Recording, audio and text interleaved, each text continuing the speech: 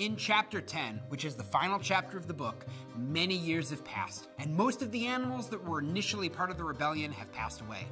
The younger animals have grown up under this style of rule. It's the only life they've ever known. The pigs' control makes sense to them, and the rebellion is more of an abstract concept than an actual thing they remember. The farm is larger and appears more prosperous to the outside world, but the living conditions are dismal. That is, for every animal that isn't a pig. The primary comfort with the animals remains in the fact that they're the only farm in the country operated and owned by animals. The pigs, at this point, are unveiling a new trick. They can walk on two legs. The animals are terrified, but the sheep unveil a new chant. 4 legs good, 2 legs better. Also, Napoleon starts carrying around a whip.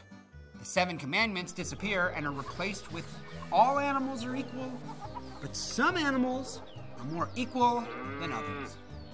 The final scene in the book is a dinner party hosted by the pigs for all the local farmers. The animals of the farm gather around peering in as Mr. Pilkington makes a toast, praising the methods and efficiency of the farm with the pigs in charge. Napoleon himself dispels any rumors still circulating about the farm's roots in animalism. He announces that the farm will now be known by its original name, Manor Farm. The pigs and men begin to argue and fight, and the animals looking through the windows can no longer tell one from the other.